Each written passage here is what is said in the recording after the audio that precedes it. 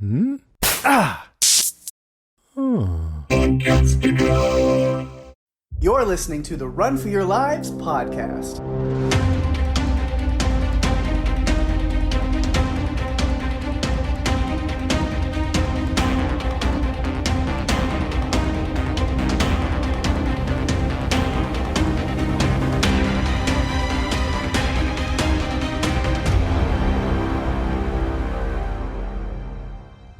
Hey everyone, welcome to the show. I'm Daphne. And I'm Pake. And this is the Run for Your Lives podcast. This episode, we are covering the science fiction action film. There's a lot of words to just fire out quickly. Jurassic World Rebirth, which is directed by Gareth Edwards, released July 2nd, 2025. That's right.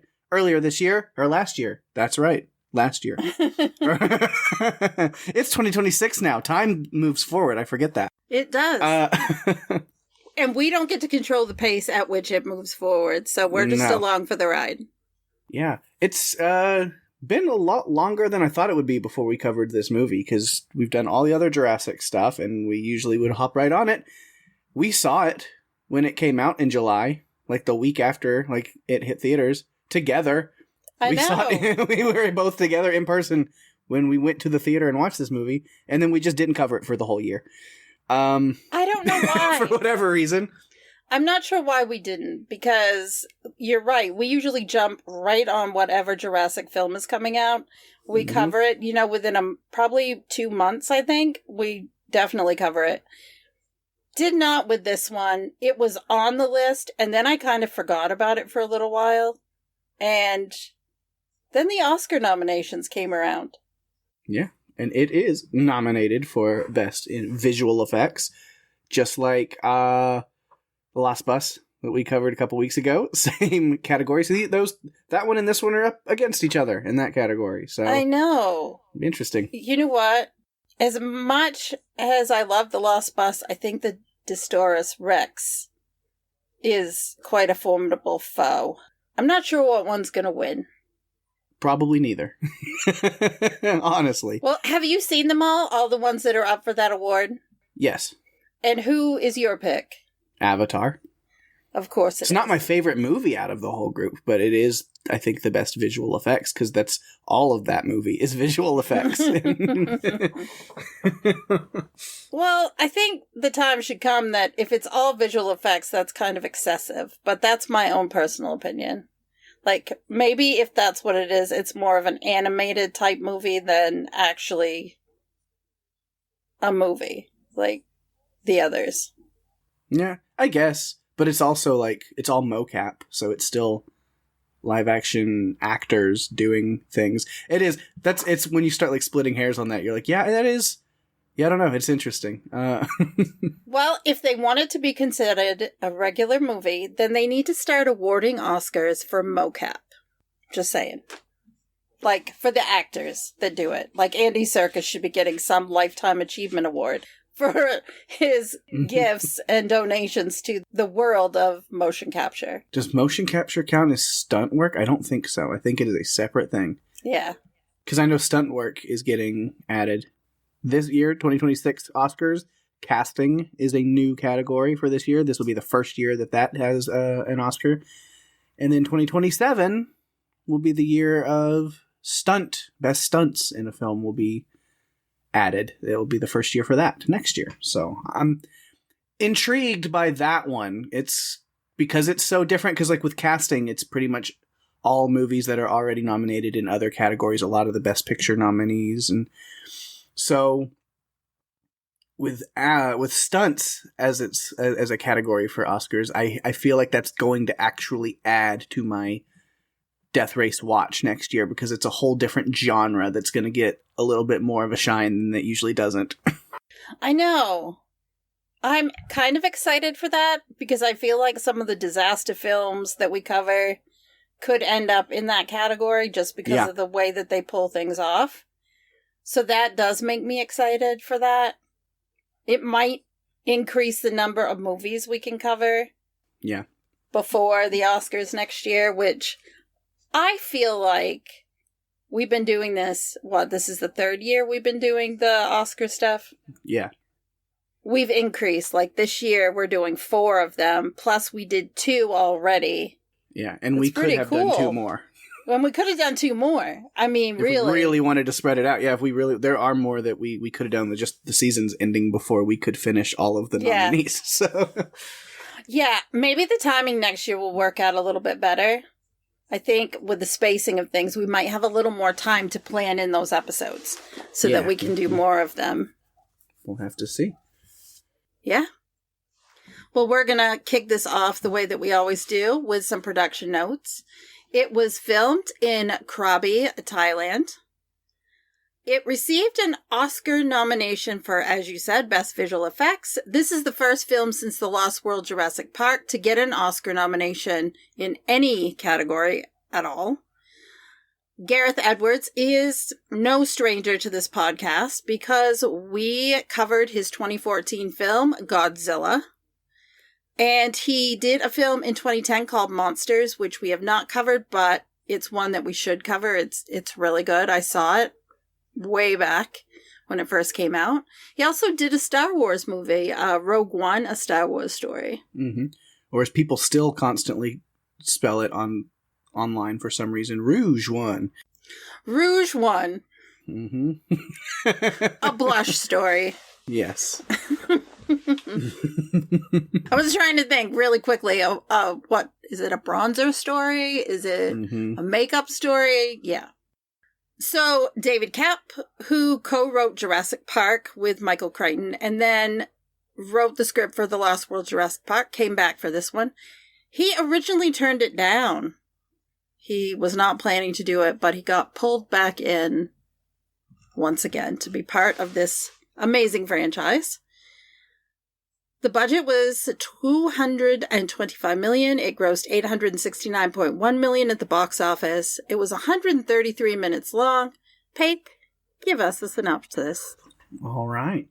5 years post Jurassic World Dominion, an expedition braves isolated equatorial regions to extract DNA from 3 massive prehistoric creatures for a groundbreaking medical breakthrough. Okay. Groundbreaking breakthrough. They really, that's what they did. That's what IMDb decided. You can't use the same. You know what? Yep. I wouldn't have done it that way, but also I'm not going to take the time to come up with my own synopsis, so who am I to judge? Well, sometimes you do. I think it really depends on where you're at. If you're in the mood, then you will. If you're not, then you'll take what you have and accept it and like it. That's what you do. Yeah. So Zora is the main character, but I feel like there are 2 storylines in this movie. There's Zora and her group, plus we have what I call the shipwreck family. Mm-hmm. I split it. Well, I didn't really split it up on my own that way. It was because earlier today you said you were going to do it that way. So then I just was like, okay, sounds good. And then that's what I did. Uh-huh. So did that make it easier? Because I told you way ahead of, I was like, you know what? That's how I'm going to do it. It works for me. Okay. Point me in a direction and fire. Okay. All right. And that's how I'll do it. Are you a canon? Maybe. Okay. So in my notes, they are Team Science and Team Delgado. Even though Xavier is not a Delgado, he's Team Delgado in this. Okay, Team Science. And okay, I get all right, that's good. I will tell you this. I now have the desire to go play Jurassic World Evolution again. Mm-hmm. It's been a while, but I feel like it. Like I really want to play it again. It's like, I need to. It's been so long. Mm-hmm. I don't even know or remember. I don't remember how to play, but I want to play it again. It's been forever.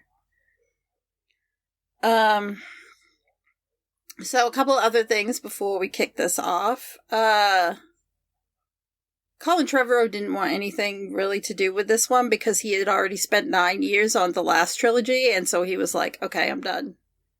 I'm tagging out.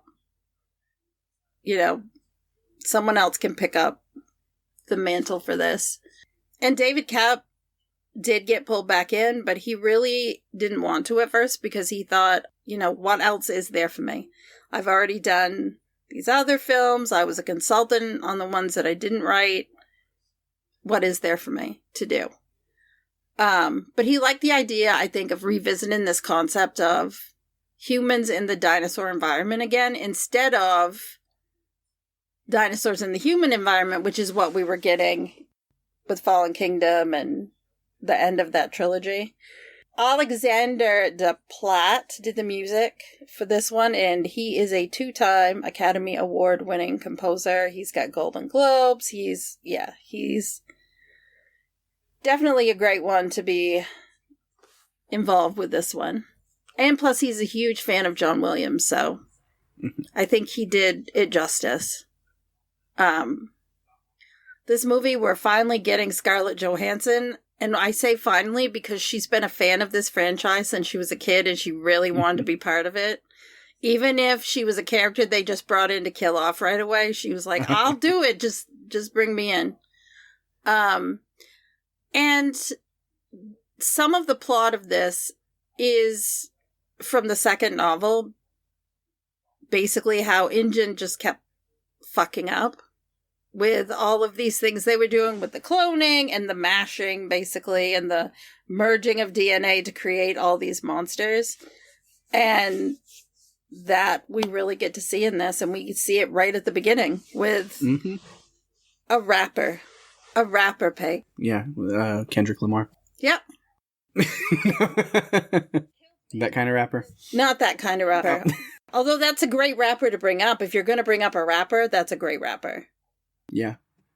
That's kind of my part of my dinosaur notes, but we can talk about that. Yeah, it's just the opening is realizing that at least for a time being, InGen was still up to their absolute bullshit, getting real screwy with genetic mutations and hybridization of dinosaurs. They've created some real monstrosities. Yep, 2-headed velociraptor because one head is not enough. 2 heads are better. Yeah, that was rough. Interesting that it was a rapper and not a raptor that got things kicked off in this movie. Yeah, well, product placement really was the downfall of the whole thing. I mean, if that guy didn't just have to have a Snickers bar to have a label to show off on camera, then the door and the system wouldn't have malfunctioned and the D-Rex wouldn't have escaped. And although, if you have a system that can be completely dismantled by a candy bar wrapper, maybe it deserves to fail? You know? I was just waiting for, somebody to step up into the camera after that and just go, you aren't you when you're hungry. And you won't be you anymore now that the D-Rex is hungry. It's funny that this has all come up because last week we had a question about, it was a slogan thing. And it was Snickers, and it was that thing. You're not you if you're hungry, and I'm just like, oh boy, this is all coming together now. Yeah, and yeah, all chaos breaks loose, and we have the guy wanting to get out of there, and I was like, sorry, Snickers guy, if I let you out, then I let that thing out, and that's gonna be a hard pass. So, bye. Yeah. Good luck. That's interesting because later on, when Henry and Duncan go in that room, I was just like, well, the last time we were in this room, the D-Rex was behind the glass, and not anymore. He's wandering all around. What happened was the D-Rex called the number on the Snickers label and had a rep come out and open the door for him. Are you serious right now? Yeah, it was a deleted scene. No. Oh my god. Yeah. I bought the pop figures for several of the dinosaurs in this movie, but I did not buy the one for the D-Rex. There is something about that D-Rex that I just can't. Ooh, I don't know. I couldn't do it. Yeah, it's grotesque. It's just, yeah. So it's been 32 years since the dinosaurs returned. They're living around the equator because it's the only climate that's suitable for them because it's similar to the Mesozoic era. You're not supposed to travel to that area. Okay. Don't travel here. It's against the law. We're going to go there because that is the formula for these movies. It's what happens every time. Yeah. So I guess, yeah, if we want to go ahead and jump into it, we, as you said, kind of split up Team Science and Team Delgado. Although once they all team up together near the end of the movie, then it's harder to have it split. But then it just becomes it's under science notes because that's where we're starting, I guess. So yep, that's kind of how I did it. That's really how I did it. We'll just have to backtrack on some of the other stuff. That's fine. We don't have to do things in any specific order. We can do it however we want. Because but it's we're mostly allowed. going to be chronological. Yep.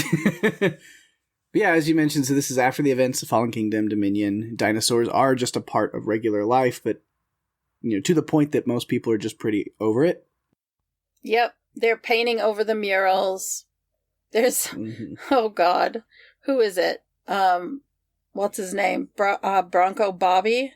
It's Bronto Billy. Bronto Billy, okay. Even though it's not a Brontosaurus, because it's a Brachiosaurus. Brontosaurus probably didn't actually. It was an Apatosaurus. It was. Actually, and you just I saw what you did there. Yeah.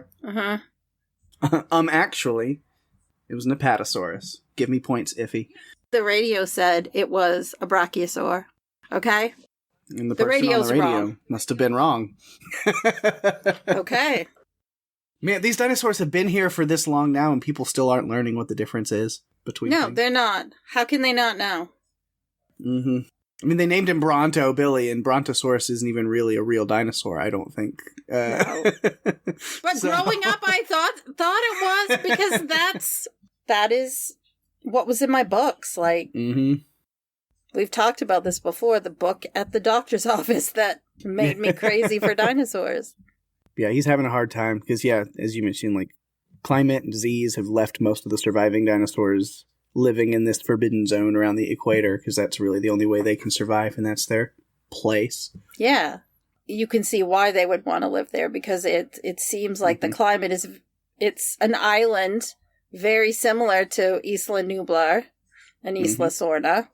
So it makes sense that they'd want to be on Saint Hubert Island. We meet Zora as she's jumping into Martin Krebs's car and scaring the shit out of him, basically. I feel like he was making her sound, like she's a procurement specialist, and all I can think is, so she's like a supply chain worker, and you are talking to her like she just goes out to the warehouse and gets you things. That sounds like not exactly what she does, but okay, we'll see, Mr. Krebs. Mr. Krabs from SpongeBob was in this movie? No.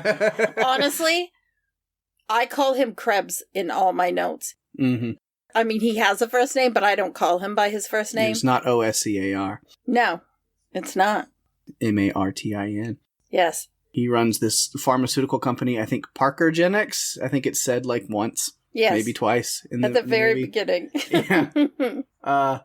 Yeah, where he's enlisting Zora as this covert ops specialist, and then they go and get paleontologist Dr. Henry Loomis. You gotta have a paleontologist in this movie. It's a Jurassic movie. You gotta have a paleontologist. Yes, we meet Dr. Loomis. He's a very different Dr. Loomis than the Dr. Loomis we met on Halloween.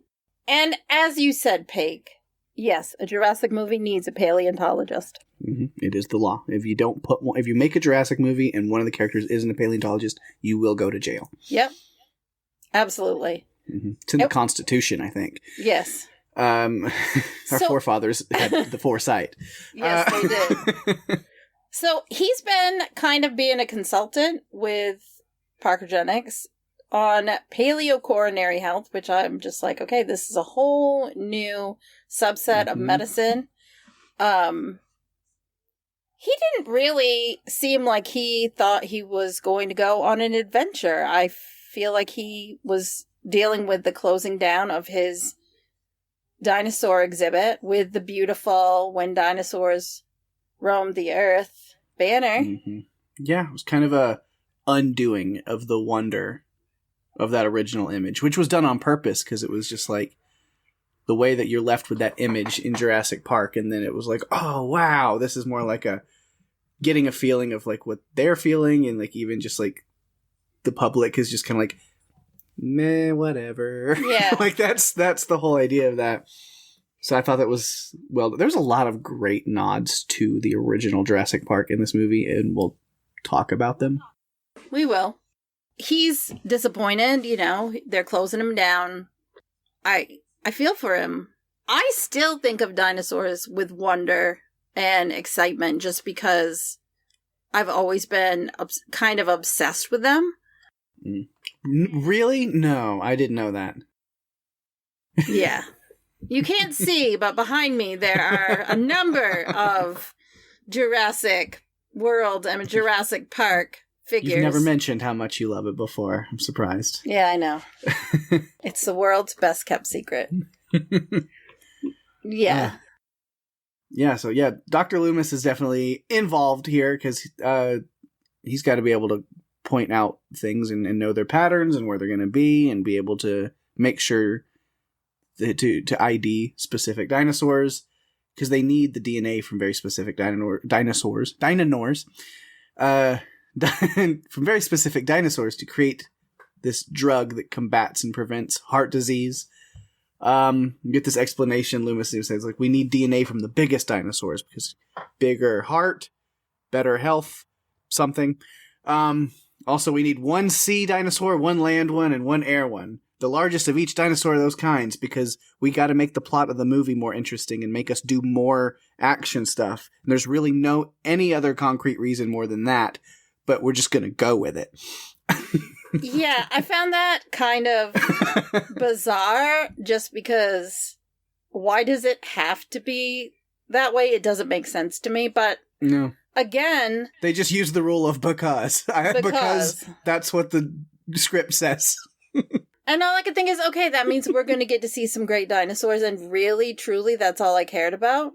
Because going into this movie, and I think I said this to you before we went to see it, people are trashing it, or people liked it. There are lots of opinions about it. All I could think is, I just want to see dinosaurs. Like, that will make me happy if I can just see dinosaurs. I'd be very disappointed if we went and saw a Jurassic movie and there wasn't any dinosaurs in it. It'd be quite a letdown, I think, for anybody. You are being incredibly bratty right now. Mm-hmm. Yeah. You're proud of yourself, aren't you? Very. I'll give myself an Oscar award for this. Okay, good. That's good. Yeah. So for the water, they need Mosasaurus. For the land, they need Titanosaurus. And for the air, Quetzalcoatlus. Which, I mean, anytime you get a Quetzalcoatlus, I mean, that was cool to me. I was excited for that part. And then Titanosaurus had not really ever been seen in previous movies. And I actually ended up calling them the Lovosaurus because they're just so, like two of them together, they just have this vibe I really liked. I loved that Zora was in cahoots with Duncan to get more money out of Krebs. That made me happy because I got a bad vibe from him right from the beginning because, well, anytime it's a company that makes me think of InGen or any of them, I'm so sure that they're going to be assholes that it's better just to put them in that place and think of them there because that's exactly who they are. Yeah, this movie series has had quite the track record of proving that correct. So it makes sense. I mean, they still take Loomis with them. I don't know if I would have, just because what kind of psychopath eats Altoids like that? I'm not sure. Like, just immediately goes to crunching and chewing on it. Like, that should be a red flag for a human being. Like, I don't know what it is exactly, but it should be a sign to avoid that person and not let them ever join your secret illegal adventure. Well, because they're going to be noisy wherever you go, and plus, it's not good for you to eat that many in a row, like they're Pringles. I mean, it's just the fact that that's how you eat them. Why? That's not how those work. That's not what... Thank you for coming to Pake's TED Talk about Altoids. If I ever see somebody just pop an Altoid in the mouth and immediately bite into it, I will never talk to that person. Okay. Ever again. Ever. So that's a bad person. Secret. Okay. I don't know why, but that sends a vibe to me that says psychopath. Got it. Oh my god. Yeah. But other than that, he really didn't have to mull over this thing to him very long. He was just like, he put up a good act of like, I don't know, let me think about it. Let me chew a few Altoids and I'll get back to you. Like an insane person. Oh man. No, he decides he's in. And I think he got the adventure of a lifetime. As someone who got a postdoc working with Dr. Alan Grant, which was our connection in this whole movie, there were dinosaurs and one mention of Dr. Alan Grant. Yes. Were two of the connecting threads. Of course he's going to go. Because I'm sure he had talked to Dr. Grant about all of these adventures that he had been on and wanted to go do it himself. And I bet Dr. Grant said, what the fuck were you doing? Don't you ever do anything like that ever. Stay in your comfy room forever. Say no, always. That's the Dr. Alan Grant. Yes. Advice I would figure he would be given at this point in time. Yes, exactly. 100%. Somehow I wound up out there 3 times, and I don't know why. No. Well, once with Ellie, you were getting to see them up close and personal. Yeah, and another time with a couple going to look for their kid, who got you there under false pretenses that they could actually pay you. And a third time when you all got back together again. And it was the reunion that we were all waiting for. So I think, yes, you had 3 times in a row. That's enough. 3 times too many for him. So yeah, you mentioned then they swing by and pick up Mr. Duncan Kincaid, smuggler and captain extraordinaire. Him and Zora go way back, obviously close enough that they have their own little plays that they can immediately double their money, as you mentioned, which is great. And joins Bobby Atwater, security man. Ed Skrein plays douchey so well. He really, truly does. I wish we got more of him. I could have done with less Craigs and more Bobby. Because Bobby seemed like fun and we didn't get enough of him. Yeah. He was gone way too soon. Yeah. And I love that whenever he sits down, he's like, yeah, I'm not going to be able to do this. I just don't have... And Zora's like, no, we already ran it. We're good. He goes, oh, okay. Yeah. Double the money and then, we'll just keep it running. Yeah. To get this plan, they got to get the DNA and stuff out there. I love that... Loomis... Jonathan Bailey's great. I love Jonathan Bailey. But Loomis, you only get one shot with each of these, so... Now watch as I launch one 100 feet above our moving boat in the middle of the ocean and hope it doesn't fall anywhere else but right back here or it's lost forever. Yeah. Yeah. I loved his interaction with Bobby because Bobby says, is this the part where you tell me it's a crime to kill a dinosaur? And Henry says, no. This is when I tell you it's a sin to kill a dinosaur. And I'm like, I like you already, Henry. You make me happy.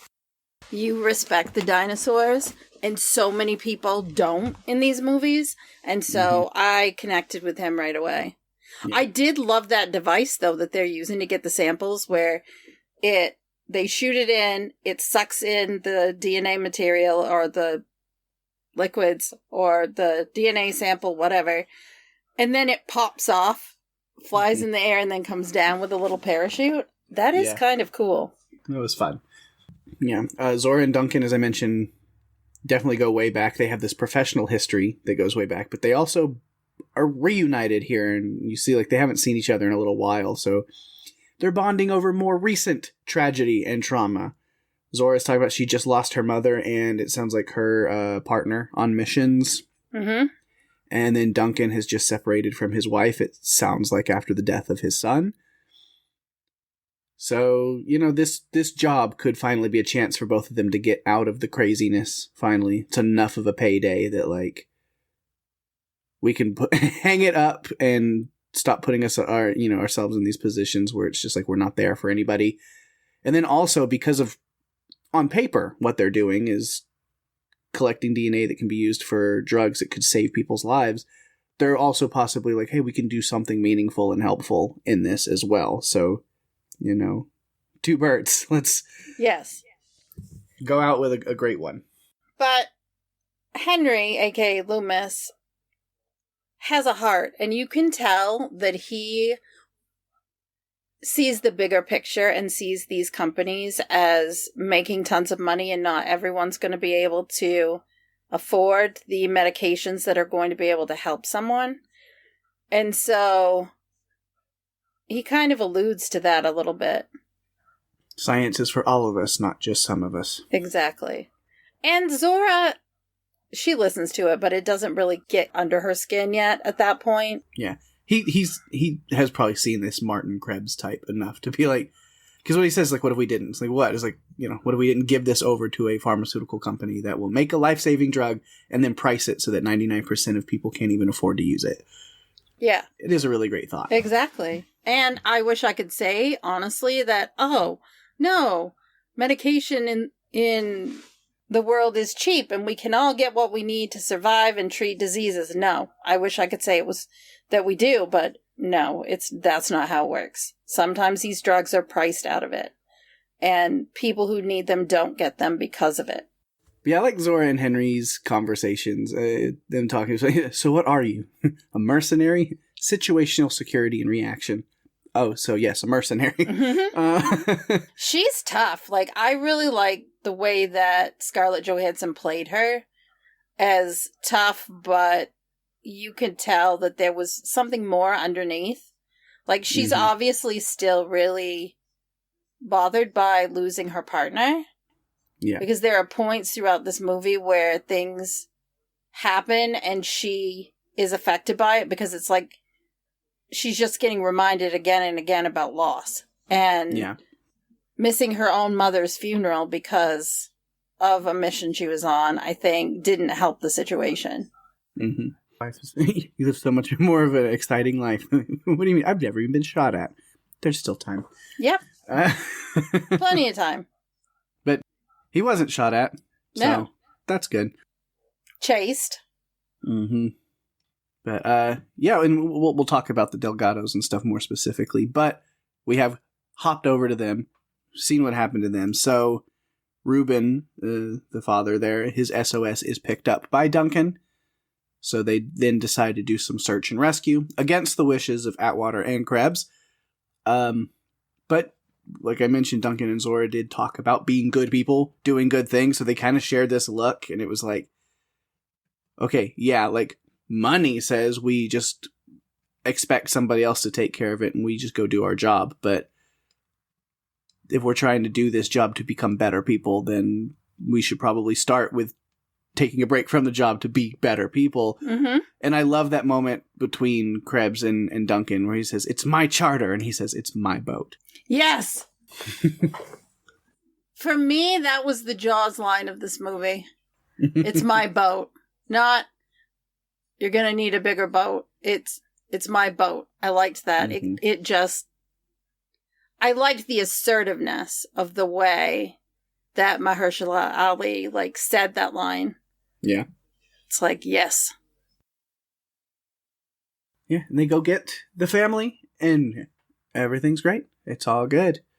And then after they pick them up, then it's back to action. It didn't take them long to get back. See, that detour was fine because they didn't have to go find the Mosasaurus.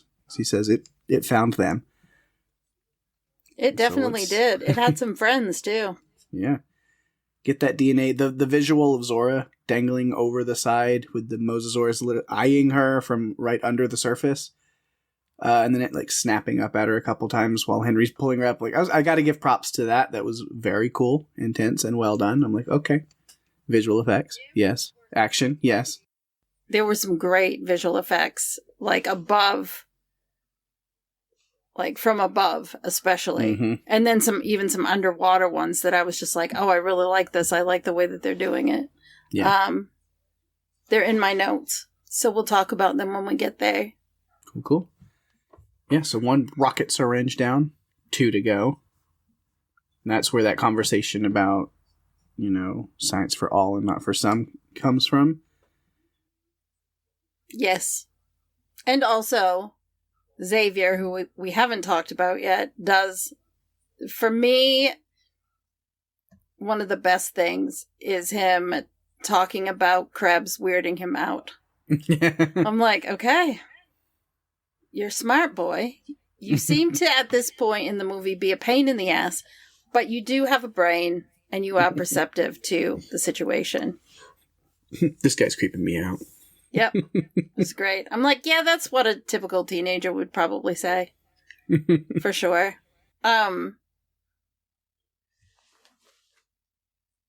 Yeah, it doesn't quite go according to plan.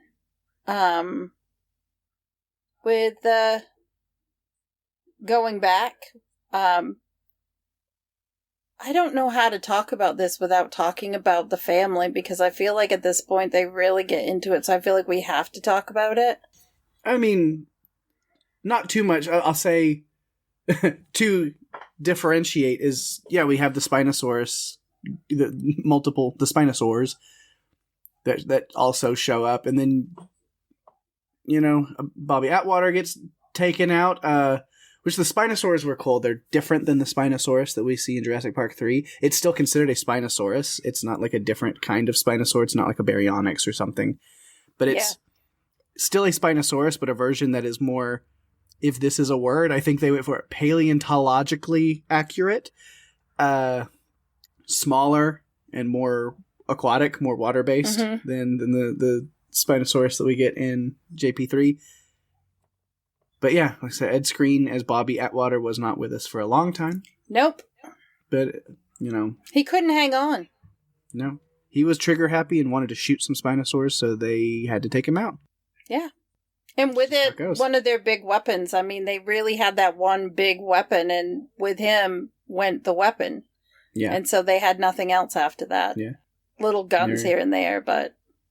Them and the Mosasaur kind of hunting as a pack unit kind of thing, are swarming the boat, and so I think we can split off pretty easily because Duncan really has no choice but to just gun it through the shallows, through the rocks, which ends up having him shipwreck. But even before he can get to that, Martin being just just the absolute scumbag that he is, lets Teresa fall off the boat, and then so the rest of them have to go off after her, and then they split back up for most of the movie again. So they do keep pretty separate. That is true. That is true. Check back on them check back in on them in their magical teleporting portals later. It's like Mario World. Yeah. But so with the rest of the team, shipwrecked, and then, well, at least we're on the island we're supposed to be going to get to these other samples, so... Yes. Just business as usual. Let's keep going. Yeah, but Loomis says, he yells at everyone to keep moving because they're amphibious, and I'm like, great. Supersized frog demons, that's what they are. They're gonna get me. Yeah, they can just still get back up on the beach. We get unnamed other person, and don't tell me her name, please don't, because I like the bit better of me not knowing. So they're yelling her name. They yelled unnamed, her name. Hang on, unnamed other person gets grabbed by the Spinosaurus. No, Duncan was yelling her name. I couldn't tell what he was yelling. Tina, Gina, John Cena, Xena, the non-warrior princess variety. I really couldn't tell, and honestly, I don't want to know. I like it better that I don't know which one it was. Did you notice? Just before that scene, did you notice the Spinosaurus going into the water, and then all of a sudden it was like whoop, and bye-bye? Hang on. Yeah. Yeah, I liked that part. So R.I.P. Tina / Gina / Cena / Xena, whatever it was. You're just happy that you got to make a very long joke out of it, and that just makes you so That's pleased. What I live for. Uh-huh. Yeah. Sure. Yeah. Poor Leclerc, who is the other person that's left from the boat, just finds her bloody handkerchief on the beach. You'll be remembered well, Tina, Gina, Cena, Xena. I felt like Zora took that very hard because she had lost her partner, then she lost Bobby, and now this other person has died. I'm not saying her name because I don't want you to go off on a diatribe about what her name is or isn't. Sabrina. Yeah, no. We're not going to go there. Whatever it was. Yeah. Banana Fana Fofina. Mm-hmm.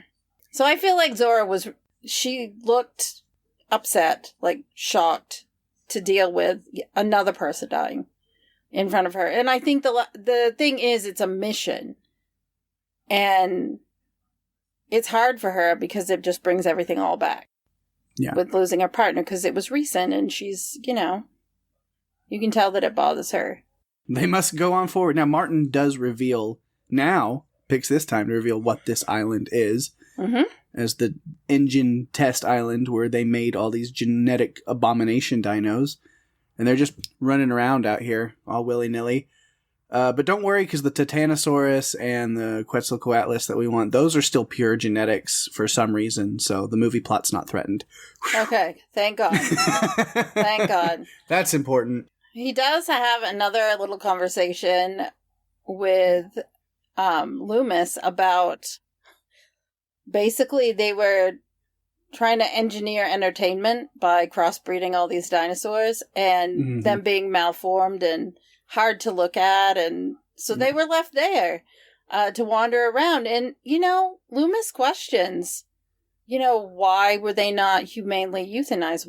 Why are you letting this happen? So he really was Mr. Krabs, because his answer pretty much was, money! Yes. Yeah. And so I loved Loomis's line, what would I do with mutant dinosaurs from an accounting perspective? Is that really the question?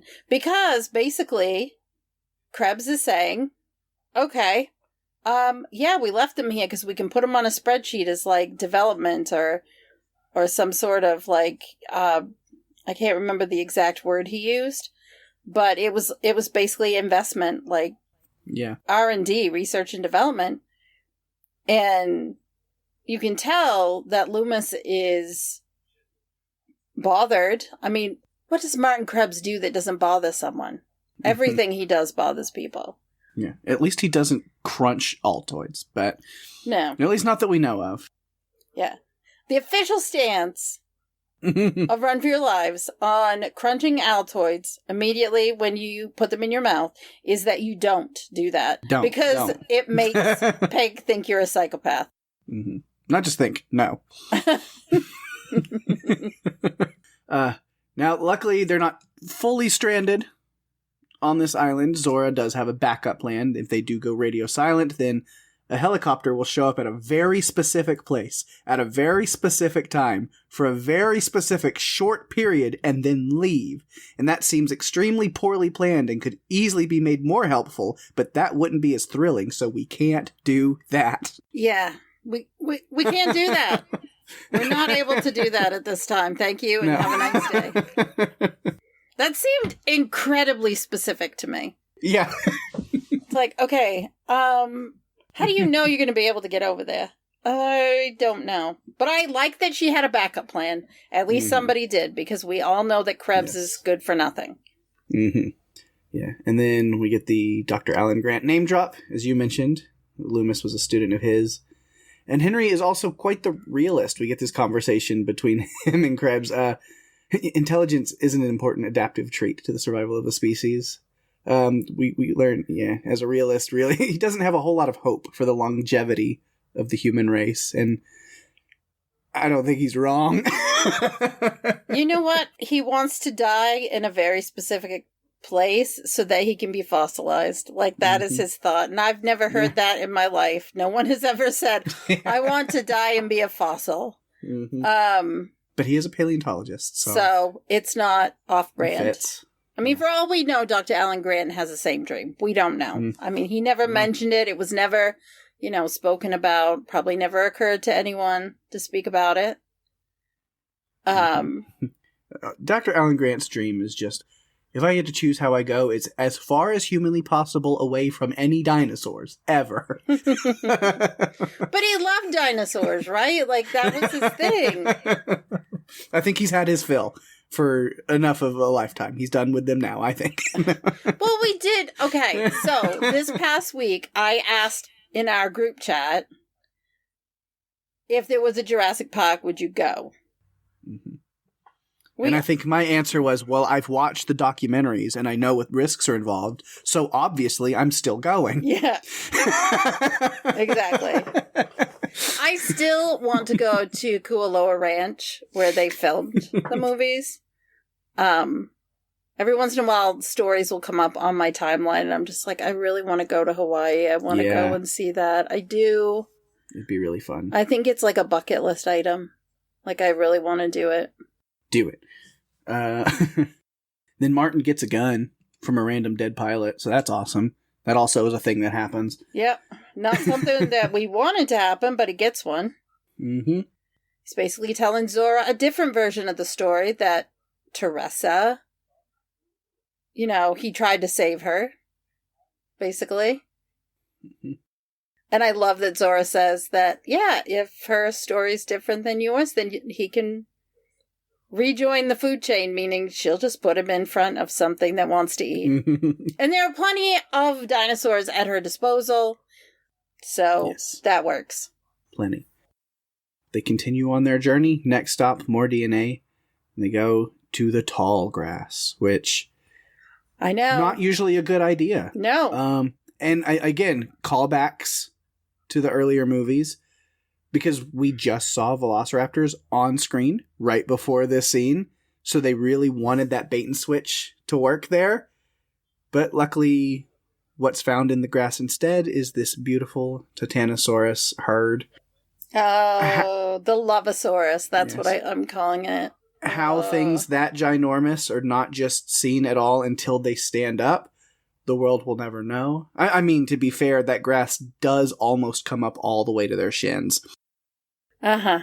But it does lead to a really cool scene, honestly. Henry gets to touch a dinosaur in the wild while witnessing beautiful social behavior, and the iconic Jurassic Park John Williams score swells. You know that was timed perfectly. The music is going, and you see this, and the tails are just like floating, and it's just like love.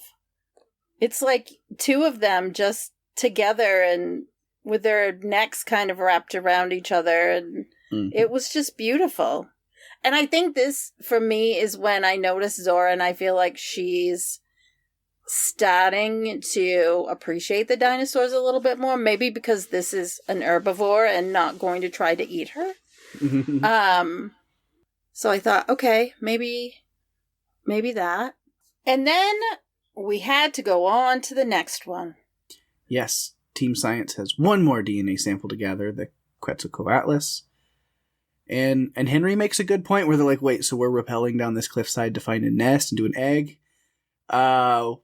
Why are we doing that? And he goes, well, we could get one from the parent, but it is a flying carnivore the size of an F-16. Yes!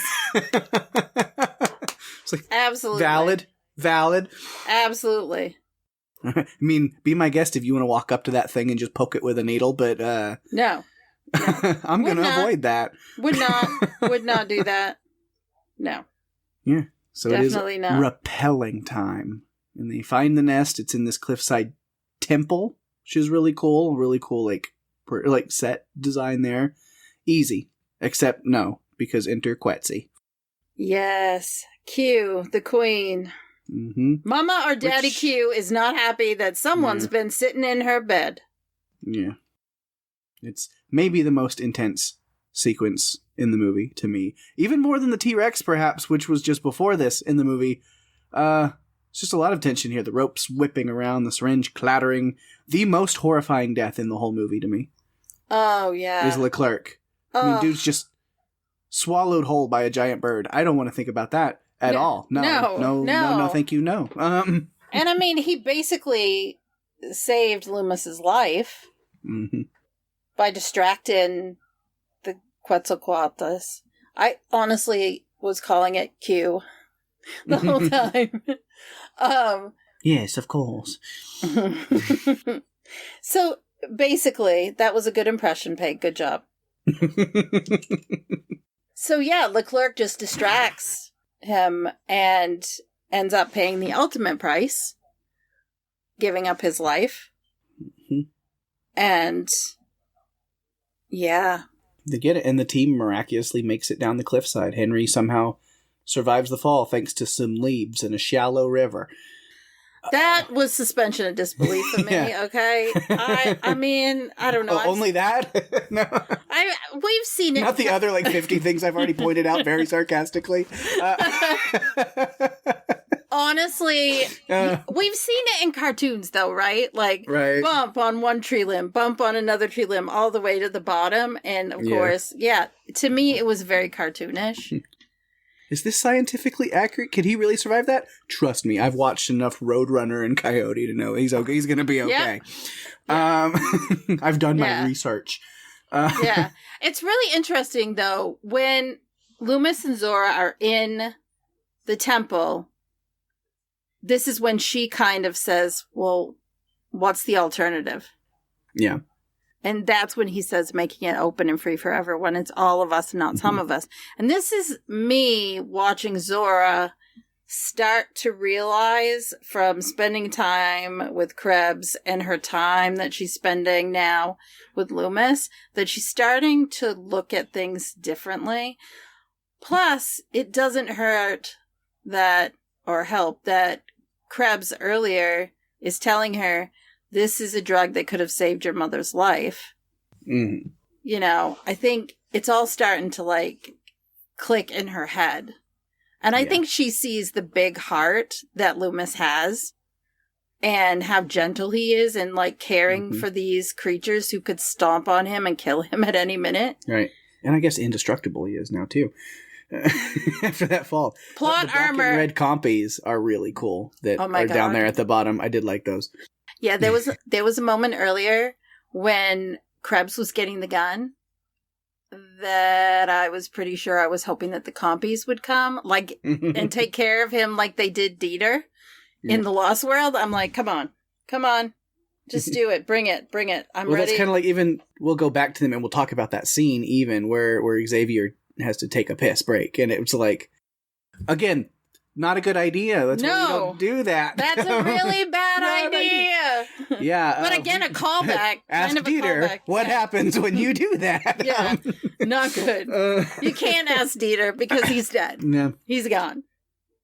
But so Henry makes it down quickly. Zora rappels down quickly. Duncan and Martin come down quickly. They found the secret shortcut stairs. Yes. You know what they did?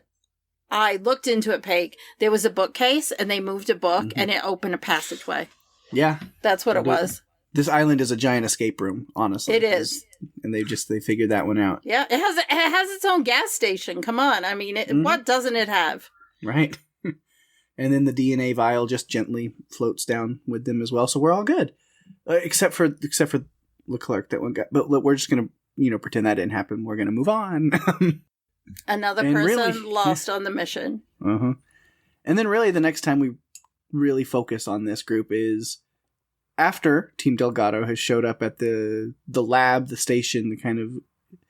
They could refer to it as a village. It's not really as a village as much as it's the abandoned labs where unspeakable horrors were birthed. But, village is a nicer word for it. Yeah, we have basically that lab, and we have a little gas station and a little dock, and I think that might be all there is. Yeah. And the underground, we do find out they have the underground passage, tunnel system. But, that's basically it. Yeah, so Team Science shows up after them, and Zora notices the family's footprints, so they know that they made it. Martin's not exactly pleased by that. I mean, he's like, the girl he tried to get killed is totally gonna narc on him. What a bummer. Well, he questioned the footprints. Are you sure that? And she's like, wearing Nikes? He was like, maybe it's just some kind of animal wearing Nikes. It's a good comic. Zora had some great quips in this movie. The dialogue for her was actually pretty fun. Yeah. And then both groups are wandering around the abandoned site, just yelling at the top of their lungs for each other. And again, I think that's a really bad idea. One Leone would have a specific thought about that. Yeah. That's a really bad idea. Always and forever.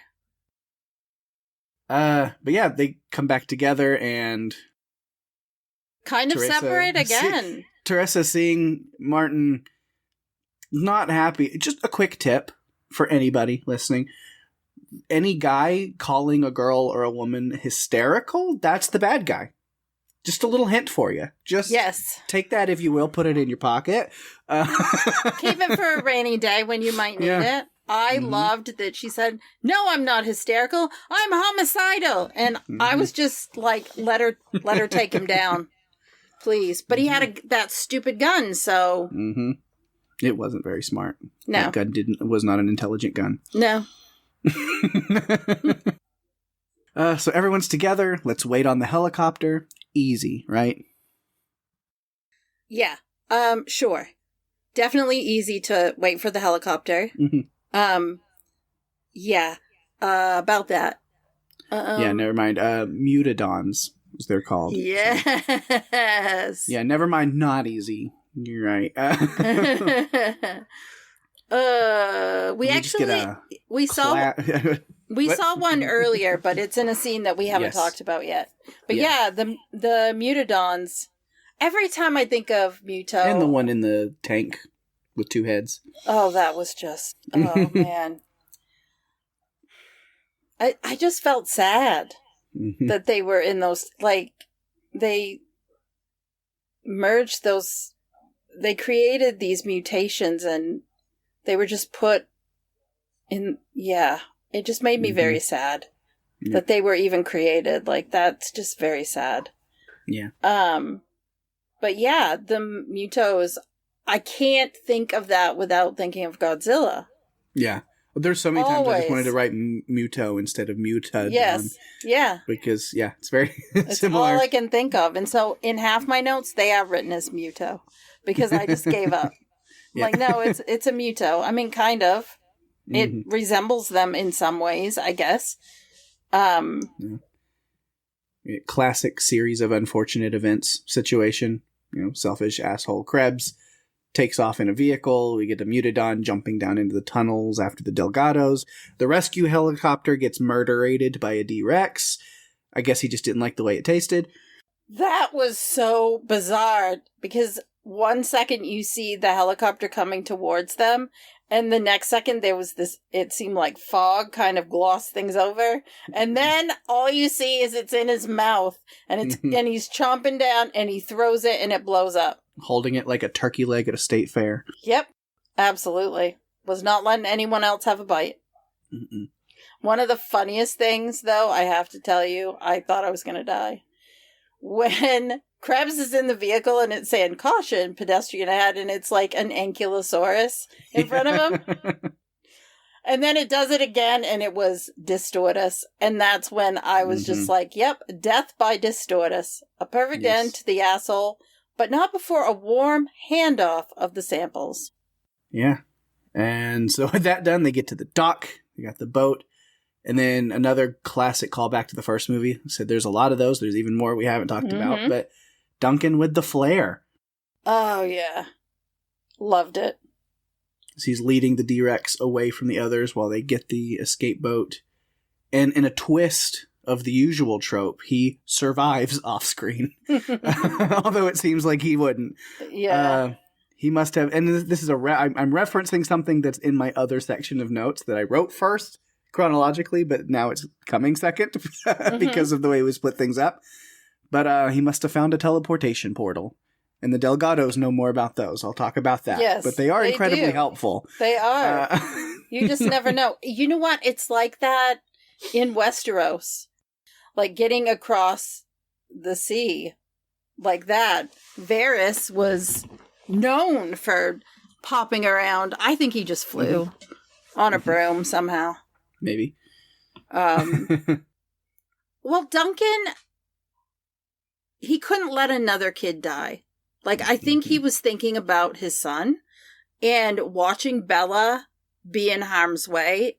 I think he just was like, I can't watch another child die. I'm going to do this because it's the right thing to do. I need, these kids need to get out of here. And then, they go back. He does, like I said, he survives off screen. They manage to get him back. And then just a nice little, and again, it's a callback to earlier movies where you just let the credits kind of roll as they're out on the ocean, escaping the island. by boat this time here, and they have the DNA samples. They don't really have to fight Krebs over them. So it's up to them what they do. So sorry, Parkergenics. This science, this medicine belongs to everyone. Well, I also think that if I were Zora, I probably made him pay me half up front, so I'm sure she's got some money too out of this situation. But Loomis lets her decide who gets it, and she says, "We'll give it to everyone." And like you, I like the ending where they're out on the water and they see the dolphins, and it's very much a callback to the original film, where they're in the helicopter flying. Yeah, it just, that nice, quiet, Spielberg-esque ending to the movie. So now do we backtrack to Team Delgado? I think we have to, because there were some things about this. Team Delgado, oh my God. So we have the dad, Ruben, we have Teresa, his daughter, we have Bella, and then we have Xavier, who is Teresa's boyfriend. And I have to tell you, when we met him, I thought, you're not a great guy. Oh, yeah, absolutely. Not just kind of a loser, a total loser. Yeah. When we first meet him, he's an absolute idiot. Just idiot. Just the worst. But he does have a great arc. He gets better. He does. He gets better. He definitely does. Because I think Ruben was kind of like, what the fuck have I done bringing him on this excursion with my kids? It sounded like he thought he was going to go across the whole ocean in that boat. I'm like, I don't know about that. But that's what it sounded like he said. Yeah. And I'm just like, that doesn't, whatever. Maybe a part of the ocean.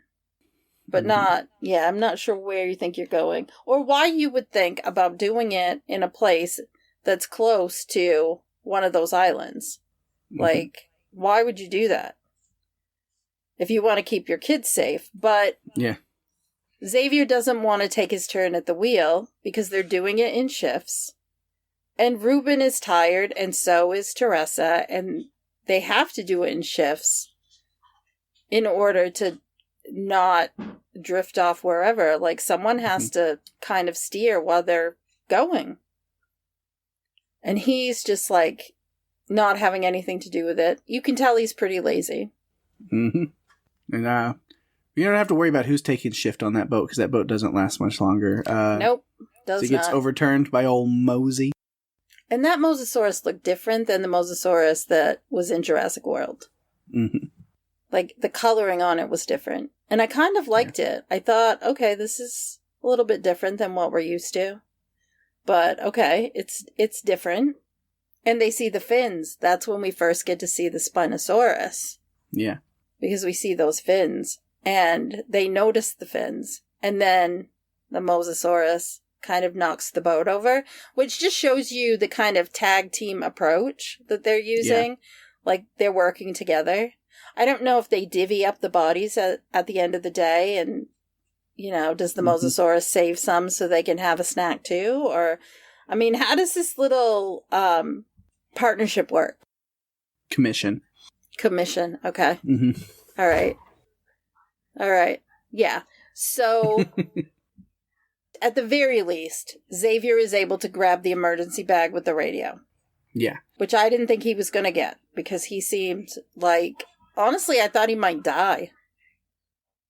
At that point. A quick, easy death in the water early on. Yeah. But no. They all surprisingly survive and wind up stranded on top of the boat. On the bottom of the boat, but on top of the bottom. Yeah. That's how that works. The boat is capsized, and they're basically on the bottom of the boat. However, all I can think of with that is it reminds me of Jaws 2. Where they were, or the woman and the youngest son of the sheriff were on top of this boat. And then, bye-bye, lady. I think it was Sean. Sean Brody that was on the boat. Yeah. It just reminded me of that. Yeah. It's a good thing that the team science then goes and picks up the Delgados, because I doubt anyone else was coming. They were talking about... Duncan seems to be like, yeah, nobody even really patrols these areas anymore because, like, yes, it's supposed to be, like, illegal and, like, prohibited to be here. But at this point, authorities and Coast Guard and everybody's like, anybody stupid enough to do it, like, they're on their own. Yep. Exactly. Like, what are you going to do? So it's good that they showed up because I don't think anybody else is coming. But, you know, the Delgados are really going to wish that it was a Coast Guard or almost literally anyone else. Because now they're getting thrown into the middle of something else they did not sign up for. Yeah, they just want to be dropped off at the nearest island. They don't want to have to do any more of this. They kind of pointed out, it's like, why did we get rescued by the one boat that's sole purpose was being out there to find and interact with the thing that we don't want to be near that just did that? I know, and there's this point where...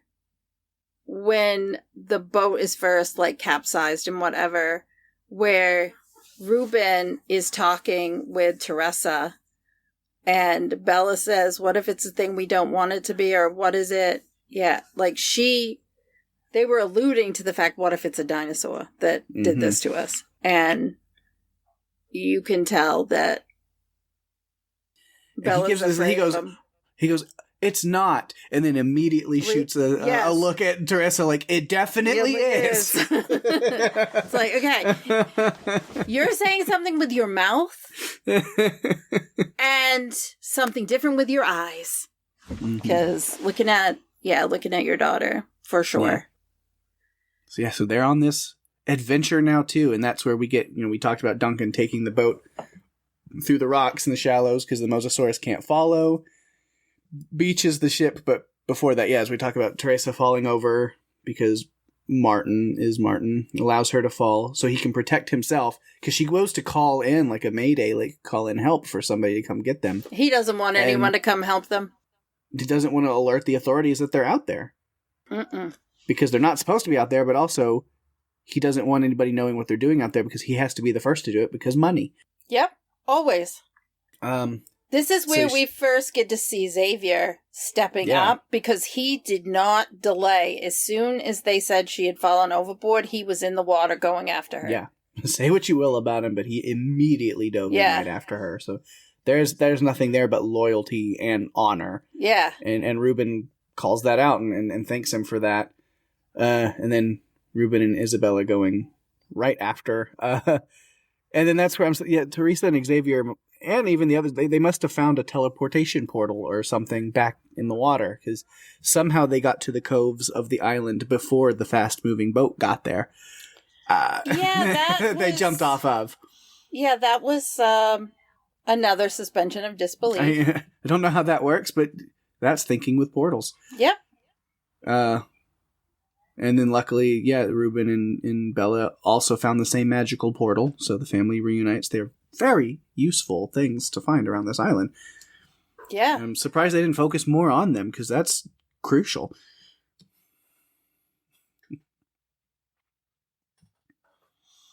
Ruben's leg also got injured in the whole kerfuffle of it all, and it becomes a problem absolutely for none of the rest of the movie, really. Yeah, Teresa asked him about it. And he acts like it's okay, but I'm kind of like, but didn't you get hurt? Yeah. Yeah, I did.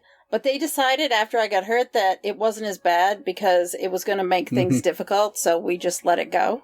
Yeah. It's the Rick Grimes stump hand of it all. It's like, wait, no, we need him to do things, so never mind. We're not going to cut that off just yet. And so they have some downtime to talk and catch up and bond. Family, it's a family camping trip at this point. Sure it is. And hiking trip. It's a nice cover that Teresa has, but I don't think Xavier was kidding about the weed at all. No, not at all. I think he definitely had some and probably thought now is a good time to smoke it because look at where we are. Look at what we're dealing with. I mean, I didn't have going off on adventures on Dinosaur Island on my summer bucket list, but here we are. It's a random note. Fully random note. I know, but I really like Isabella's backpack It's super cool. It's got like little eyes and mouth and teeth. I love it.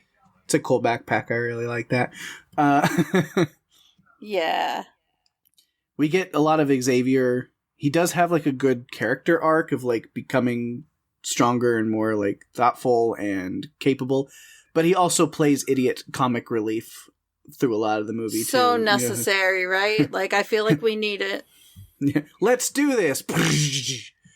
Let's do this. Going that way. Yeah. I like when he admits to Ruben that, no, you're right, I'm lazy as hell. Yeah. Like, because Ruben is like, I think I was wrong about you. And he's like, no, you were right. I'm lazy as hell. But he does step up to take the shift to like man the fire and let the others rest. It was like, seems like a shipwreck finally knocked a little bit of maturity into this kid. Till he goes to pee. Yeah. Well, pee break. Because he was about to be lunch for a couple of raptors until that Mutadon swoops in and changes that a little bit. Yikes. And he's just standing there, like, not peeing, but looking in a different direction. I don't know if he thought, if I stand here and I don't move, it won't see me. If I stand here and don't move, it won't hear me. Mm-hmm. I mean, he really didn't even know what was about to eat him. And it was 2 raptors. And that, to me, just is a callback to the first movie and the 2 raptors that were after them in the kitchen and everywhere. It just, it was a callback. And the Mutadon was, just creepy. Also, with their little camping and hiking trip, we meet this little Aquilops that really likes God. Isabella and her snacks. So, of course, for marketing and toy sales reasons, she's going to adopt the little thing and name it Dolores. I love Dolores. One of my top 5 favorite things about this movie was Dolores. Like, who doesn't want an Aquilops? I mean, so freaking cute. And kind of an alert system to things coming around. Like, yeah. And she was willing, honestly, Bella was willing to share her licorice with it. Not with anyone else, but with Dolores, absolutely. Yeah. And Dolores also thinks that Isabella's backpack was awesome. Yes. Likes to live in that thing. What she didn't think was awesome was a T-Rex. Oh my gosh. Oh my god. Watching the T-Rex roll around like a dog would was just kind of like cute to me. I'm like, I know you're gonna chase this family and you're gonna try to eat them, but man, you're so adorable just rolling around in the grass like a puppy. Like, it's so cute. Yeah, because, we tumble down the hill and get to this river, and then their plan here is they're following the pipes that led from the hot springs. They're supposed to go to the village, quote unquote. Not much of a village, but that's where they're headed. This is when here at the river, it's like, hey, well, the pipes will lead us. We just continue down this river. But this is when Ruben's leg is bothering him, like he's not able to really do anything. He lets Teresa go do it. I just don't buy a parent letting Xavier. I know. Like, I don't buy him letting her go do that. Like, I just don't see that. I feel like he would he would have waited for Xavier to volunteer. Yeah. But yeah, Teresa goes. She finds what was the source of the bad smell they were mentioning, which is this Parasaurolophus carcass. There's also a Dilophosaurus there that's sizing her up, but it runs away because it don't want no smoke. Not with the T-Rex napping on the hill behind her. Speaking of no smoke, because you know the T-Rex's name in this movie. What was the T-Rex's name in this movie, Pake? Ember. Ember. Ember. I like Ember that. the T-Rex. And Ember could have a great future being a magician with that quick vanish trick. That was impressive. It really was. She's also a great swimmer. Like, we don't get to see T-Rexes swim like we did in this movie. Like, there was one scene where it was an overhead shot and they're on the raft and she's just swimming beside it. And Mm-hmm. We see it with Mosasaurus, okay? So, yes, that happens. But with the T-Rex, it was just, to me, it was really cool to see that swim scene. And then a bit after that, when Bella is underneath the raft, Mm-hmm. yelling for her father, and basically Ember is biting into the water trying to get her. Yeah. I mean, Ember didn't give them permission to raft in her river. No, she did not. She's very unhappy and has to get rid of them in one way or another. It is the most durable raft I've ever seen. It is T-Rex teeth proof, so that's quite a marketable thing. They should really go with on that. I thought it broke through the raft, so I was really surprised that the raft just suddenly appeared like someone threw it into the water after. Yeah. I'm like, what is this? How does this happen? The most durable. And luckily they escaped through the little gap in the rocks. Like, yes, the banks on either side of those rocks could easily be stepped over by any dinosaur that large. But she's bored with them now. She's bored. Never mind. Y'all aren't any fun. She's tired of playing with her food. She wants to go get something that's much easier. Maybe she'll chomp on that Parasaurolophus that's sitting there, even if it is stinky. Mm-hmm. Yeah. And then they get to the village, the area, the labs, as we say. And then, yeah, we've talked a lot about what they do combined with them. We do have the scenes in the convenience store. That's more again just Delgado. We get the callbacks to the kitchen raptor scene with the Mutodons in the convenience store aisles. Bella, smart kid, using her jacket to shield her from view from the Mutodon while she's in the cooler. I really love that sequence. It's really fun. That was so smart. I feel like Bella was pretty smart anyway. Mm-hmm. But again, we have these movies where the kids are really sometimes the smartest ones and no one listens to them. But that was really clever that she got in there and did that, because I think it just would have broken through and gotten her. Well, I mean, she's the one that really saves them, and she's brave as hell. She's the only person small enough to fit through that gate after they go through the tunnels. Yes. So she can get to the control panel to raise the gate for the others. And then that Distortus Rex, that D-Rex, just comes up on her while she's there at that control panel. It really, truly is a horror. It is. I love dinosaurs. I haven't seen any dinosaurs in this movie that I didn't think were cool or fun, even if they were chasing people or doing what dinosaurs do. Mm-hmm. There's something about that D-Rex that I don't know if it's the big Isn't head. that the big bulbous pustule of the head? It might be. It might be that. Is it the 4 arms? Yeah. Is it the weird stumpy tail? I don't know. It's all of it, Pake. All of the above. His derpy face? Oh, man. Just not good. All of it. Again, I didn't buy the D-Rex. I bought the other 3 that were available, but not the D-Rex. I will say, to give the D-Rex some credit, he did make that incessant alarm noise stop on that Jeep that Martin took. So, thanks, Martin, for the distraction. You finally did something good. Yes. And also thanks for the pretty gruesome death scene, because that was fun as a viewer. Oh, I know. I wanted to give it a hand, really, sitting here in my office watching it. Yeah. Yeah. Because, Martin had handcuffed the briefcase to his arm, to his wrist. And so, of course, his arm was going to have to come off so that Zora could grab the case. Of course you knew that was coming. That was a foreshadowing. Yeah. As soon as he locked that on, it's missed opportunity for the D-Rex to grab him from behind him and go, unhand me! Okay. Yes. Okay, if you say so. That's the way that I imagine that thing sounds. Uh-huh. Sure. Oh, well, I guess I'll do that then. But it looks like that's how it would talk. And then it's vicious. Man, maybe you need to be a vegan. Maybe you need to not eat people, just eat vegan. I don't know. And yeah, that's and then I've wrapped up the rest of the movie in the previous section. Yeah, we did. And I'm looking to see if I have any other notes about it because I feel like we've covered just about everything in it.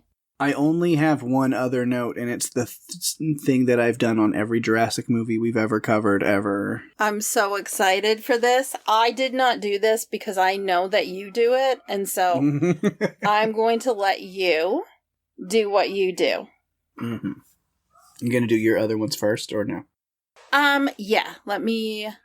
Oh, I found my notes on the dinosaurs. They were under a section called dinosaurs. I forgot that I didn't put them in amongst everything else. Yeah. That's well labeled. Bronto Billy, the Brachiosaurus who escaped. But the thing about that's also in my note is it looked like someone had painted graffiti on him. Mm-hmm. I'm like, that is horrendous. That is so... with the actually, because he's an Apatosaurus. Yes, I know. I'm just going by what the radio guy said and what I put in my note.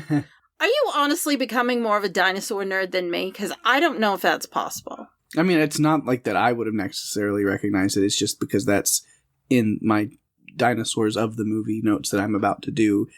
That's part of it, is in there. Out of the species that are in this movie is Apatosaurus, because Bronto Billy was one. Uh-huh. Okay. So, according to Gareth Edwards, the scenes with Dolores took a long time to shoot because that little dinosaur just was not cooperative at all. No, it's not because... Okay, so they used animatronics. It wasn't breaking down. It wasn't like Jaws or anything. Basically, he was so cute that everyone just kept playing with it, and I can totally get that, right? Mm-hmm. What a diva. Uh-huh. The amazing Jonathan Bailey was not only Dr. Henry Loomis, he played an instrument on some of the orchestral tracks in the background, which is kind of cool. It's good that a movie he was in still got nominated for an Oscar this year, since Wicked for Good got completely ignored. It got completely shut out. Oh, it was so shut out. Gareth Edwards dropped everything to direct this one because he was planning to take this break. He thought, I'm going to be working on this new film. I'm going to be writing it and whatever. He loved the original Jurassic Park. This opportunity was a huge, dream for him. So he decided to get the opportunity to work with Frank Marshall and David Koepp. He's just like, I have to do this. We'll take a break after because I've got to be involved with this. And yeah, I have one more note, but I'm gonna not say it because it's probably gonna end up in your notes or your dinosaur list. So bring it on, Pake. All right, all Jurassic World Rebirth dinosaurs, which is not like a huge list, but they made sure to at least, cameo a few things here or there. So in alphabetical order, okay, Ankylosaurus, the Anuragnathus, which was the weird little flying frog thing that Duncan saw. Apatosaurus, Bronco Billy, or Bronto Billy, not Bronco. Well, you've got me saying it now. Bronto Billy, Bronco Bob. Then Aquilops, Dolores. There is a Brachiosaurus in the movie, but not a living one. There's a two-headed mutant one in a tank. Yeah. We have Compsognathus, or Compies, the Dilophosaurus, the Distortus Rex. Technically counts as a dinosaur. It is a mutant abomination. It is a combination of T-Rex and some other sauropod that is not given. It is not clarified. It didn't look like a T-Rex. I mean, the arms no, the head was not a T-Rex. And then I think early on in the movie, just some footage of dinosaurs are part of the regular world. There's a corpse of a Dunkleosteus that is pulled up on a shipping boat. That was in my note. That's the one thing. Yeah. We also have the Mosasaurus. The Mutodons, which again, not real dinosaurs, but these mutant Velociraptor Pteranodon hybrids. Because why wouldn't you want to merge them all? You wouldn't, but okay. Yeah. Get a Parasaurolophus corpse as well. No living ones, but you get that dead one. There are pteranodons flying about. And then the Quetzalcoatlus. We get the Spinosaurus. We get Titanosaurus. Triceratops also makes a two-headed tank obsessed cameo. With the two-headed dinosaurs. Like, I don't know. Why would you want that? But okay. And then, yes, Ember the Tyrannosaurus. And because it's a Jurassic movie, you can't at least have a little bit of a cameo by Velociraptor. Always. 2 of them. Mm-hmm. So good. We have to have a Velociraptor in every movie. Like, it has to happen. My favorite dinosaur. I feel like I've done this, but I haven't put them all together. But I feel like if there's 2 that have been in every movie, like, you can't not have a T-Rex and you can't not have Velociraptor. Like, there's going to be at least one of each of those that appear at some point. Yep. I think you're right. And there might be others that have been in everything. And Ankylosaurus might have been in everything in some degree or another, but I cannot confirm that just off the top of my head. I don't remember them in the first one. They might not be, yeah. Wow, Pake. I think we did it. I'm sad that we waited this long to do this movie. And it may seem like, oh, I didn't like it because I was kind of ripping on it, like suspension of disbelief and stuff. Honestly, I think it was decent. I'm going to go see a Jurassic movie just because I want to see the dinosaurs. So the story is secondary. It's not my main focus. I thought it was a decent story. It wasn't perfect by any means, and there were a lot of things with it that... There were a lot of issues that added up over the course of the movie that made it so it's not in my top 3, obviously. But the dinosaurs in it were pretty fun for the most part, except for the D-Rex, which is probably my least favorite dinosaur in the whole thing. But overall, I thought it was fun. I love that we got to see it together. Because when we can, if we're in the same place, hanging out, it's fun to go to the movies and see a movie that we can cover sometime. So we've seen 2 movies in theaters together, and it took us forever to finally cover this one. And the first one we saw together in theaters, we still haven't covered. No. So I don't know why we go see something, and then we're like, okay, well, we saw it together, so we'll never have to talk about it on the podcast. I don't know. And it's not like we sit around after going to see it and talk about it, because we don't, because it's like, well, we're going to save it for the podcast. We might share like a general thought, but it's not like any in-depth analysis of any kind. We just don't do it. No, because we saw Insidious, The Red Door together. Yes. And we haven't done that because we haven't even covered anything past the second movie. So, no, did we do the third one? No, I don't think we did. I think we've only done the first 2. So we've still got to step up our game and get to that point before we can cover it. I know we do. Yeah, we definitely do. We're a little behind. But yet we've covered a lot. So we only have 1 movie left to cover next week, which I'll tell you right now, surprise, it's Frankenstein. Frankenstein! So we're covering that one. Will be our last movie of the season. I think we've covered a lot of really great movies this season. It's been a long one. It feels longer. And we've had even a couple of episodes that we didn't cover a movie and we just talked or whatever. And it still feels like we've covered a lot of great stuff. And yeah, I think part of the problem is I stopped making a document and planning out what we were covering. We've just been going week to week on making decisions. And so maybe I need to put a little more thought into things for next season to make sure that we cover things. The wheel gets used every now and then. It does. Leave some spaces open for the wheel to speak its truth. Command of us what it desires. I have a couple of movies to add to that I've seen that are coming out. One that's based on Hungry Hungry Hippos, which I don't think we should cover. It looks real bad. Sometimes real bad is real fun. And that's what I'm thinking. Is sometimes it is good to throw a movie in like that doesn't require a lot of thought, because then the prep is easier. You're just really, honestly, it's ridiculousness.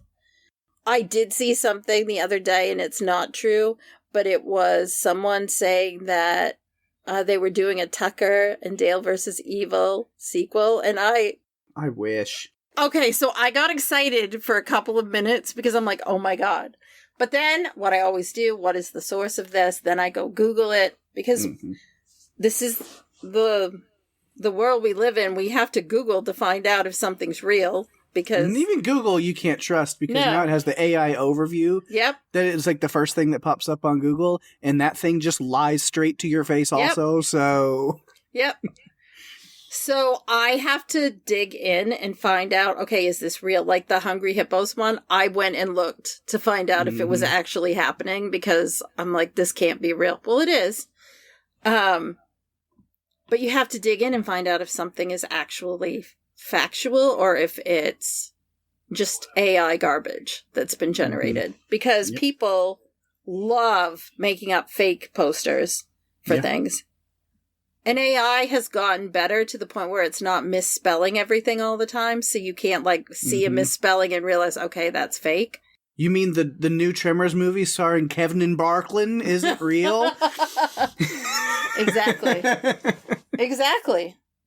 So it's gotten more difficult to determine if it's real or not. But usually if it's a horror website with a little blue check, it's usually like pretty, it depends on what it is, but I can tell right away, and then sometimes I have to dig and find out if it's real. Just gotta wait for confirmed news from Dead Meat. Just another shout out to them from James and Chelsea and friend of the show Zoran. So Zoran was doing some weekly things where he was mentioning movies that are coming out, and so sometimes I'll watch that to see and then put them on a list that I need to give you to add to the wheel. The wheel's getting ridiculous, like the number of movies on it. I think we did it. We did it. Another one down. I was going to try to come up with like a pun, and then I didn't have anything, so the feedback phone will rescue me from that. Here we go. Let me go get it. All right, I've got us some feedback for this week. The phone delivers. A little smorgasbord of feedback this week from all over the place, different places. Couple different movies, a few different movies. So we'll start there, and it's all Oscar season stuff, so that's fun. So the first one is some Lost Bus feedback from Christy. Says, missed you were covering this. Can't wait to see what you thought. We both really liked it. We both, whoever, she and another person. That's what she wrote. I don't know. Yeah, we both really liked it. Who would have thought it was totally unbelievable if it weren't basically true? Yeah. It's true. Oh my gosh. Our next one is for K-pop Demon Hunters. Tony. Yes, Tony. Ooh. So good to hear from you. My adult daughter wanted me to watch this, and I begrudgingly agreed. I was so happy to find out that my kid has incredible taste, and she was absolutely right. This movie was visually stunning, and the music was deliciously good. 10 out of 10, could watch it over and over again. Agreed. The music is so catchy. Mm-hmm. And then, of course, this week's movie, Jurassic World Rebirth, we do have one from Catherine. And she says, recently I've been watching the original Jurassic Park trilogy with my dad and daughter, her first time. Unfortunately, I think it made my expectations too high with Rebirth. I grew to like several of the characters by the end, especially Xavier, but it took a while to connect with them. I will always enjoy the dinosaurs, so it was especially fun to see the Titans. I'm still not quite sure what to think about the Distortus Rex. It seemed more fitting for the Alien series than Jurassic Park. Yeah. But I might just be salty about the cost of the Dino Mutant toys. Agreed, fair. Catherine. I still don't know what to do about the Distortus Rex. It's the stuff of nightmares, really, truly. For sure. And yes. Catherine, happy birthday.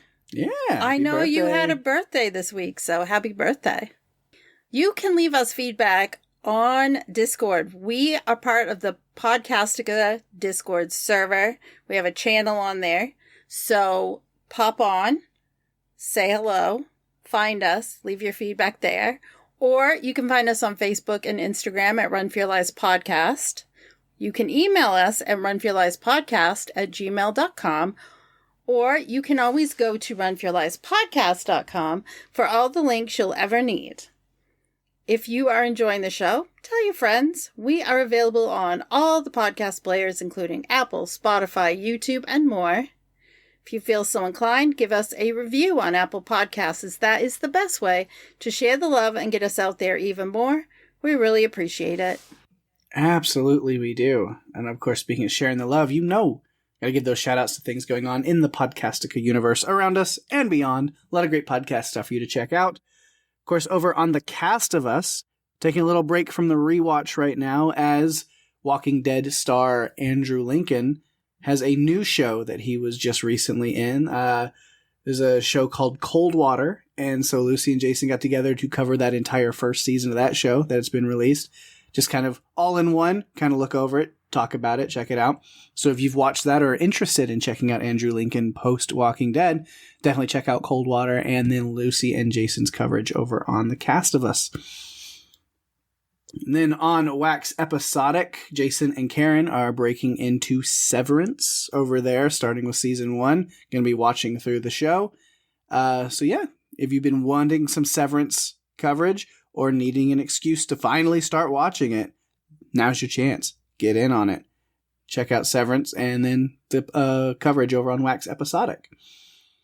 Then make sure to check out Dragon Cast as well. Wendy, Rennie, and Veronica wrapping up their coverage. That is right, season 1 finale. Episode 6, that's honestly criminal. Cruel, should be illegal. You can't end that show, that season, after 6 episodes. It's not enough. I need more of Dunk and Egg immediately, and I'm going to miss them tremendously. At least the good news is they've already been filming season 2 as season 1 was airing, because they know better. They know what's good for them, and they're just getting right on it. So we will have a 2027 release, most likely. So at least we don't have to wait too long for more of the antics of those two. Really have been enjoying A Night of the Seven Kingdoms, by the way. I don't think I even said the name of the show. But yeah, Night of the Seven Kingdoms, yeah, it was incredible. So if you've watched it, need some coverage, check out Dragoncast. If you haven't watched it, 6 episodes. Go watch it. Yeah, it's great. And then let's see, over on Still Slaying, Penny, Kara, and Becky jumping into Buffy the Vampire Slayer this week, season 4, episode 22. Of course, Still Slaying, great podcast for all the Buffy nerds and fans out there, covering all kinds of top episodes from Buffy and Angel across all of their seasons. So yeah, season 422 this week over there, picking that one. So check that coverage out. Then outside of Podcastica, of course, we give our love to some other great networks and podcasts that we love. Of course, the Pirate Core Entertainment Podcast Network, always doing some really great stuff. Panels to Pixels has got their Wonder Man coverage you can go check out over there. And then also What's On Tonight, always just crushing it, doing incredible work over there. Becky and Mandy covering The Pit Season 2. They got episode 7 up this week. And then also an interview with Charles Baker, who's on that show. If you're not watching The Pit or not familiar with him from other stuff, of course, other people might know him as Skinny Pete from Breaking Bad. Another great show, great role people love there. Also played the character Blake in Splinter. That's the one we covered. So we want to take a connection to Run For Your Lives. But yeah, so Becky and Mandy over at What's On Tonight on Pirate Core Entertainment got him. So congrats on that. It's a great interview to go check out for sure. And then if you, other podcasts we love, they're just the greatest podcasts in the whole world. The Buffalo podcast, the top podcast of people. I don't know who, but no, it's great. If you want more of me and Daphne, of course, we are over on the Buffalo podcast every week as well with our good friends Jeff and Jerry. Just being ridiculous, trying to make each other laugh, trying being the optimal word sometimes. Daphne's a hard nut to crack sometimes, but we do our best. But I think the amount of times that I can absolutely make Jerry pass out of laughter balances out the non-responses that I get from Daphne sometimes. So it comes out in the wash in the end. Would you like me to respond genuinely, or do you want me just to giggle for no reason? Like, when I respond, it's because it's deserved. Yeah, we have to earn it. We have to earn it. Absolutely. You do. And you, Jeff, and Jerry are like puppies. trying to get my attention. Yeah. Which can be annoying and a lot of fun at the same time. Yes. So yeah, I enjoy it. Go check out the Buffalo podcast to hear us trying so desperately to make Daphne notice us and laugh. While we play games, just tell stupid jokes and just be buds, be friends. It's a good time. We have a blast. But yeah, go check out all of that. A lot of good stuff for you to check out this week. And then we've still got a little bit of season left, so you can come right back here next week to Run for Your Lives for our final movie of the season. Daphne, what are we doing next week? Well, a brilliant but obsessive scientist brings a creature to life, only to recoil from the humanity of what he has made. As the abandoned being struggles to understand love, rejection, and identity, the story becomes a haunting meditation on responsibility, longing, and the cost of denying compassion.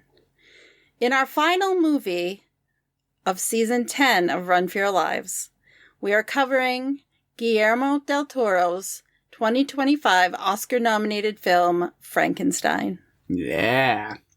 It's a big one.